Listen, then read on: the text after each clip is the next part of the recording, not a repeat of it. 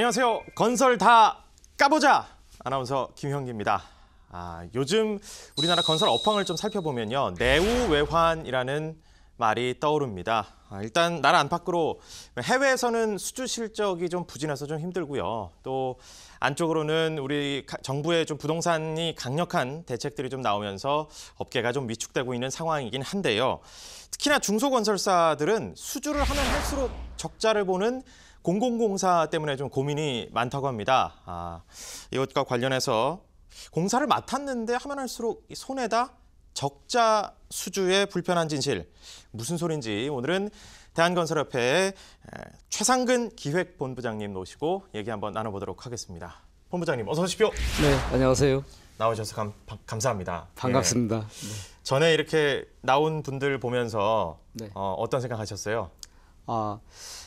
잘 해봤으면 하는 생각을 가졌습니다.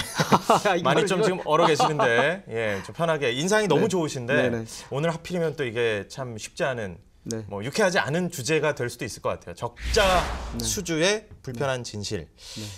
공공공사 적자 수주. 구체적으로 이게 어떤 걸 의미하는 걸까요? 네, 그 한마디로 손해를 본다라고 생각하시면 될 것 같습니다. 네, 수주를 했는데 손해를 본다고요? 네. 예. 그러니까 건설사가 발주청으로부터 지급받는 돈보다 실제 공사에 들어가는 돈이 더 많아서 적자를 본다는 것이죠. 하하. 그래서 흔히들 업계에서는 이 적자 수주를 국가에 기부한다. 국가에 기부한다는 뜻으로 기부공사라고도 말하고 있습니다. 일단은 사실은 저는 좀 의심병이 좀 있어가지고요. 네. 사실 우리 흥정이 가능한 재래시장 가면 우리 어머님들이 이거 그렇게 좀 밑지고 주는 거야. 하지만 어느 정도 이제 이윤이 남으니까 장사를 계속 갈 수가 있는 거잖아요. 네. 진짜 손해를 보면서까지 지금 수주를 하고 있는 건가요? 네, 앵커께서 말씀하신 것처럼 그 장사하는 사람이 손해를 보고 장사를 한다. 이게 3대 거짓말 중에 하나라고 하죠. 그렇죠. 예. 근데 공공공사에서는 이것이 사실입니다. 그런가요? 네, 제가 그 자료를 보면서 설명을 좀 드려볼게요. 네, 이거는 이제 최근 3년간 준공된 토목공공공사의 그 실행률 현황입니다. 다양한 이제 입찰 계약 방식에 따라서 정리가 되어 있습니다만은 그 실행률이라고 하는 것은 실행률이라고 하는 것은 그 지급받은 돈에 비해서 들어간 돈에 대한 비율. 쉽게 말씀드리면 들어간 돈에 대해서 지급되는 실제 투입되는 공사비의 비율, 이걸 실행률이라고 하는데 그럼 지금 이제 100%면 남는 게 아예 없는 상황인 거네요? 네, 100%가 되면 남는 게 전혀 없는 것이죠. 100을 초과하게 되면 적자가 되는 것이고 100을 초과를 하게 되면 손해를 보는 것입니다. 근데 지금 다 100을 넘어요? 네, 그렇습니다. 지금 예를 들어서 적격심사 입찰 계약 방식의 경우에 보면 지금 103.06%가 나오지 않습니까? 이 말은 발주청으로부터 받은 돈은 100인데 실제 공사에 들어가는 돈은 103이 들어간다는 뜻입니다. 그만큼 손해를 봤다는 뜻이 되겠죠. 그래서 전체적으로 보면 평균적으로 106%가 나와요. 이 말은 6% 정도 손해를 보면서 공사를 한다.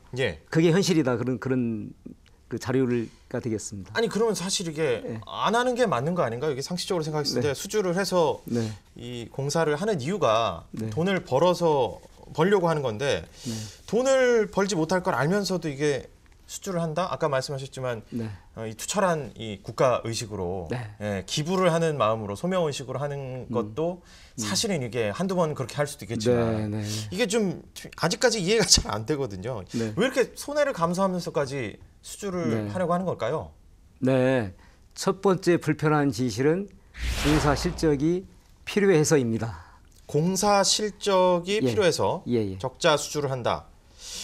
좀 더 구체적으로 공사 실적이 왜 필요한 거죠?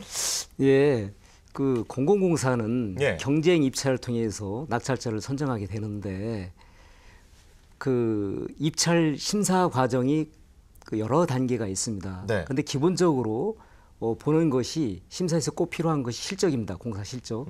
자료를 하나 보여드리면서 자료가 오늘 많습니다. 설명을 드리도록 하겠습니다. 이것이 이제 공공공사 실적평가 사례가 되겠습니다. 네. 예를 들어서 교량의 경우에 교량 등급 A, B, C 등급 이 세 개의 등급으로 봤을 때 일정 규모 이상의 실적을 필요로 하고 있습니다. 이 실적을 만족해야지만이 비로소 입찰 참가 자격이 주어지는 것이죠. 예. 입찰 자체를 만족하지 않으면 입찰조차 볼 수가 없습니다. 예. 그러면 이제 뭐 신생 기업이거나 좀 중소 건설사들은 이런 실적들이 있어야만 입찰을 할 수가 있는 거고 따낼 가능성이 높아진다는 얘기죠. 그렇습니다. 그래서 그 얼마 전에 입찰이 시행됐던 모 지자체에서 지하철 공사가 있었습니다. 네. 근데 거기에 들어가 있는 그 대부분의 낙찰 업체들이 100억 정도 손해를 봤어요. 네. 예.